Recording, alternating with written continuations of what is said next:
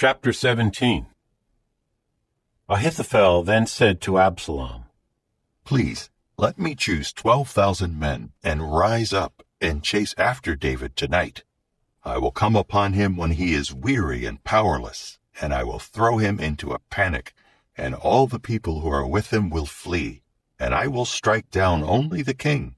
Then I will bring all the people back to you.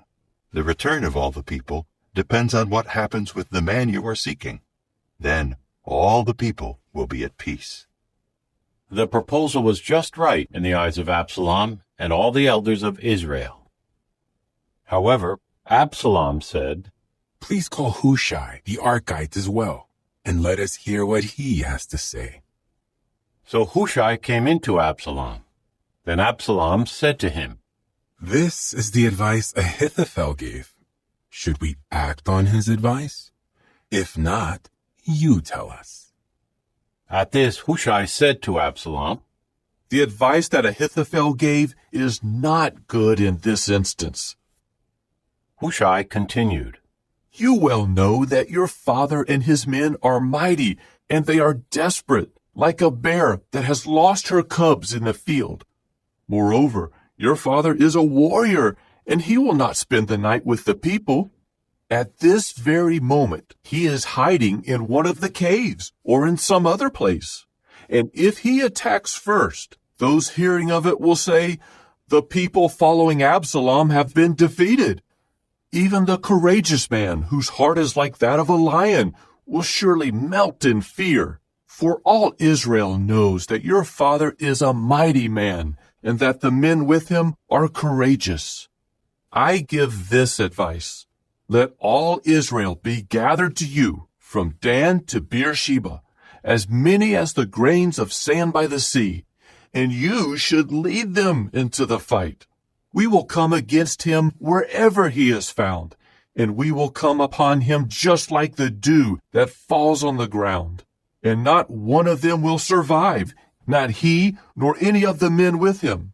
If he retreats into a city, all Israel will carry ropes to that city, and we will drag it down into the valley until not even a pebble is left. Then Absalom and all the men of Israel said, The advice of Hushai the Archite is better than the advice of Ahithophel. For Jehovah had determined to frustrate the sound advice of Ahithophel, so that Jehovah could bring disaster on Absalom. Hushai later said to Zadok and Abiathar the priests, This is what Ahithophel has advised Absalom and the elders of Israel, and this is what I have advised. Now quickly send word to David and warn him. Do not stay at the fords of the wilderness tonight, but cross over without fail, or the king and all the people with him may be wiped out. Jonathan and Ahimaaz were staying at En-Rogel. So a servant girl went off and told them, and they went to tell King David, for they did not dare to be seen entering the city. However, a young man saw them and told Absalom. So the two of them quickly went off and came to the house of a man in Bahurim who had a well in his courtyard. They went down into it, and the man's wife spread a covering over the top of the well and covered it with cracked grain. No one knew about it. The servants of Absalom came to the woman at her house and asked, Where are Ahimaaz and Jonathan? The woman replied, They passed by toward the water. Then the men searched for them but did not find them, so they returned to Jerusalem. After the men were gone, they came up out of the well and went and informed King David. They said to him, Rise up and quickly cross the water, for this is what Ahithophel advised against you. Immediately David and all the people with him rose up and crossed the Jordan. By daybreak there was no one left who had not crossed the Jordan. When Ahithophel saw that his advice had not been acted on, he saddled a donkey and went to his house in his hometown. After he gave instructions to his household, he hanged himself. So he died and was buried in the burial place of his forefathers. Meanwhile, David went to Mahanaim, and Absalom crossed the Jordan with all the men of Israel. Absalom put Amasa in charge of the army in place of Joab. Amasa was the son of a man named Ithra, the Israelite, who had relations with Abigail, the daughter of Nahash, the sister of Zeruiah, Joab's mother. Israel and Absalom camped in the land of Gilead. As soon as David came to Mahanaim, Shobai the son of Nahash from Rabbah of the Ammonites, Machir the son of Amiel from Lodebar, and Barzillai the Gileadite from Rogelim brought beds, basins, clay pots, wheat, barley, flour, roasted grain, broad beans, lentils, parched grain, honey, butter, sheep, and cheese. They brought all of this out for David and the people with him to eat. For they said, "The people are hungry and tired and thirsty in the wilderness."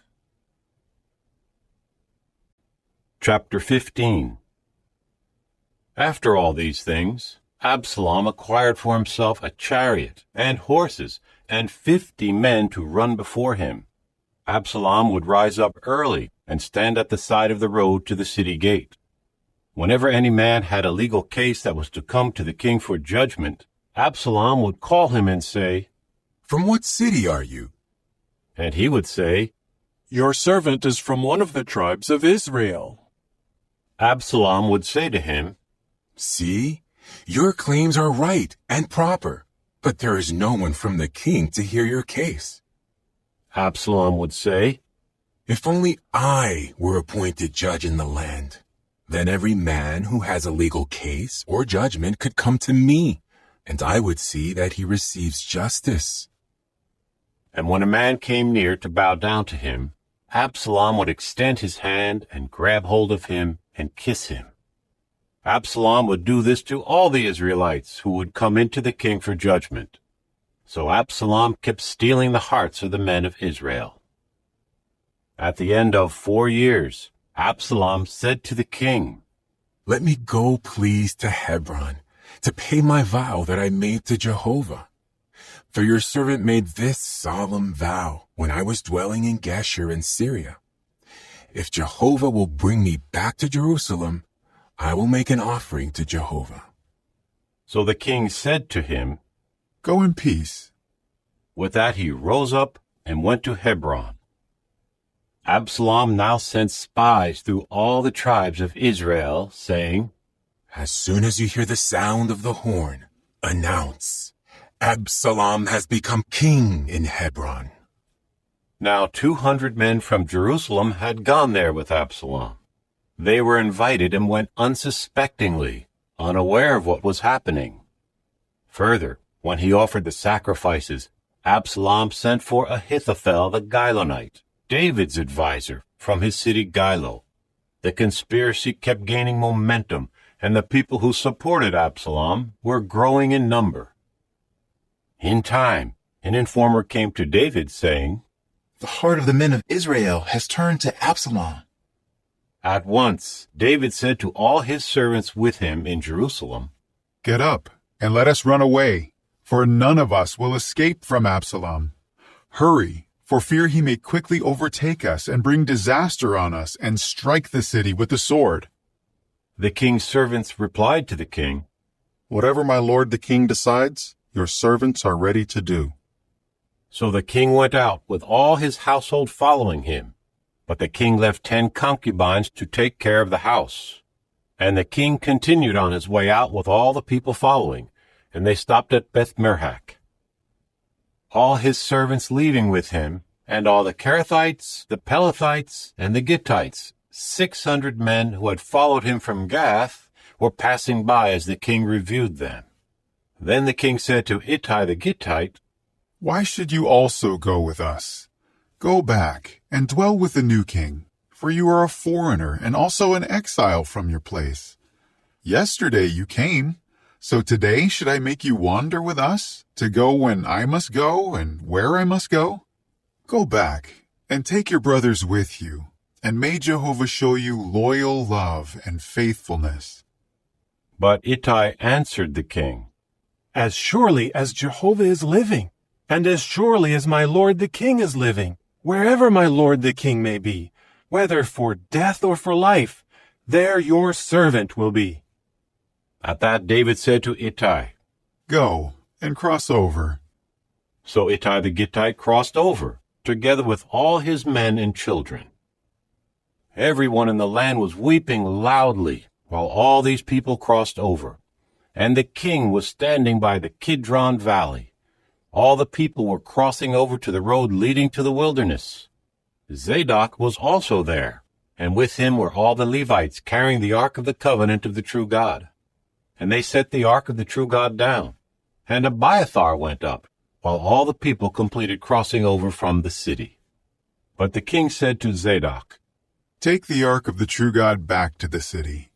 If I find favor in the eyes of Jehovah, he will also bring me back and let me see it and its dwelling place. But if he should say, 'I have found no pleasure in you,' then let him do to me whatever seems good in his eyes." The king said to Zadok the priest, "Are you not a seer? Return to the city in peace, and take the 2 sons of you men with you, Ahimaaz your own son, and Jonathan the son of Abiathar. See, I will linger by the fords of the wilderness until word comes from you to inform me." So Zadok and Abiathar took the ark of the true God back to Jerusalem, and they remained there. As David was going up the Mount of Olives, he was weeping as he went up. His head was covered, and he was walking barefoot. All the people with him also covered their heads, and were weeping as they went up. David was then told, Ahithophel is among those conspiring with Absalom. At this David said, "Turn, please, the advice of Ahithophel into foolishness, O Jehovah." When David came to the summit where people used to bow down to God, Hushai the Archite was there to meet him, with his robe ripped apart and dirt on his head. However, David said to him, "If you go across with me, you will be a load on me. But if you return to the city, and you say to Absalom, 'I am your servant, O king. I was the servant of your father in the past, but now I am your servant,' you can then frustrate the advice of Ahithophel for me. Are not Zadok and Abiathar the priests there with you? You must tell Zadok and Abiathar the priests everything that you hear from the house of the king. Look, there with them are their 2 sons, Ahimaaz the son of Zadok, and Jonathan the son of Abiathar, and through them send to me everything that you hear." So Hushai, David's friend, went into the city as Absalom was entering into Jerusalem. Chapter 16. When David had passed a little beyond the summit, Ziba, the attendant of Mephibosheth, was there to meet him with a couple of saddled donkeys, and on them were 200 loaves of bread, 100 cakes of raisins, 100 cakes of summer fruit, and a large jar of wine. Then the king said to Ziba, "Why have you brought these things?" Ziba replied, "The donkeys are for the household of the king to ride. The bread and the summer fruit are for the young men to eat, and the wine is for those who get exhausted in the wilderness to drink." The king now said, "And where is the son of your master?" At this Ziba said to the king, "He is staying in Jerusalem, for he said, 'Today the house of Israel will give back the royal rule of my father to me.'" The king then said to Ziba, "Look, everything that belongs to Mephibosheth is yours." Ziba replied, "I bow down before you. May I find favor in your eyes, my lord the king." When King David reached Bahurim, a man of the family of Saul's house named Shimei, the son of Gera, came out shouting curses as he approached. He was throwing stones at David and at all the servants of King David, as well as at all the people and the mighty men on his right and on his left. Shimei said as he cursed, "Get out! Get out, you blood-guilty man! You worthless man! Jehovah has brought back on you all the blood guilt for the house of Saul, in whose place you have ruled as king. But Jehovah gives the kingship into the hand of Absalom your son. Now calamity has overtaken you, because you are a blood-guilty man." Then Abishai the son of Zeruiah said to the king, Why should this dead dog curse my lord the king? Let me go over, please, and take off his head. But the king said, What do I have to do with you, you sons of Zeruiah? Let him curse me, for Jehovah has said to him, Curse David. So who should say, Why are you doing this? David then said to Abishai and all his servants, Here my own son, who came from my own body, is seeking my life. And how much more now a Benjaminite? Leave him alone, so that he may curse me, for Jehovah told him to. Perhaps Jehovah will see my affliction, and Jehovah will restore goodness to me instead of the curses shouted at me this day. With that, David and his men kept going down the road while Shimei was walking alongside the mountain abreast of him, shouting curses and throwing stones and a lot of dust. At length the king and all the people with him arrived at their destination exhausted, and they refreshed themselves. Meanwhile, Absalom and all the men of Israel arrived in Jerusalem, and Ahithophel was with him. When Hushai the Archite, David's friend, came into Absalom, Hushai said to Absalom, Long live the king! Long live the king!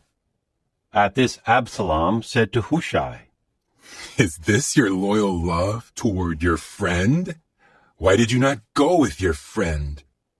So Hushai said to Absalom, No, I am on the side of the one who has been chosen by Jehovah, this people, and all the men of Israel. I will stay with him. And again I say, whom should I serve? Should it not be his son? Just as I served your father, so I will serve you.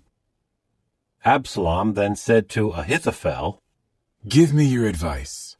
What should we do? At that Ahithophel said to Absalom, Have relations with your father's concubines, those whom he left behind to take care of the house. Then all Israel will hear that you have made yourself a stench to your father, and those who support you will be strengthened. So they pitched a tent for Absalom on the roof, and Absalom had relations with the concubines of his father before the eyes of all Israel. In those days, the advice that Ahithophel gave was considered as the word of the true God. That was how all the advice of Ahithophel was esteemed, both by David and by Absalom.